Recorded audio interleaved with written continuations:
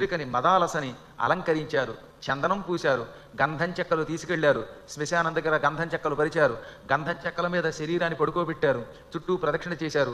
కోడలికి మామగారు కర్మకాండ చేస్తే కోడలికి తొందరగా సద్గతి వస్తుందట. ఎప్పుడు కూడా కోడలు చచ్చిపోతే భర్త కంటే కూడా, ఒకవేళ భర్త బతికున్నా కూడా మామగారు చేయటం మంచిదని శాస్త్రం.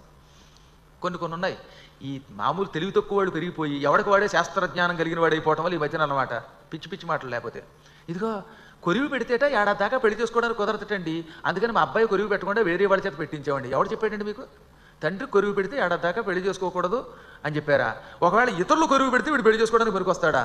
ఇలాంటివన్నీ లేనిపోయిన అశాస్త్రీయములు. ఎక్కడ గరుడ పురాణంలో అలాంటివి చెప్పలా.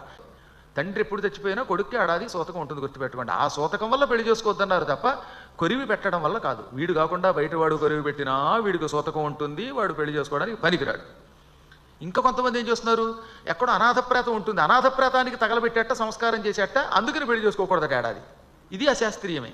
అందుకే శాస్త్రములను చాలా జాగ్రత్తగా చదవాలి, కొంచెం బుర్ర పెట్టి చదవాలి, అప్పుడు మనకు అర్థమవుతుంది. ఈ ధర్మ సందేహాలు తీర్చుకుని ప్రవర్తించాలి. హాయిగా ఇంట్లో ప్రవేశించి దీపాలు పెట్టుకున్నారు. 11 రోజుల లోపల దీపారాధన చేయకూడదు, ఉట్టి అబద్ధం. అసలు శవం దగ్గరే దీపం పెట్టమని శాస్త్రం. కాబట్టి ఇంటికి రాగానే దీపం వెలిగించాలి. దీపాలు వెలిగించద్దని ఎవడో చెప్పలా. దీపములు ఎక్కడ వెలిగించద్దన్నారో తెలుసా? చెట్లలో వెలిగించద్దన్నారు. బంగారంలాగా ఇక్కడ ఒక ఔదుంబర వృక్షం ఉండేది, ఒక మేడి చెట్టు. ఆ చెట్టులో దీపం పెట్టి పెట్టి చెట్టంతా తగలబెట్టారు కొందరు.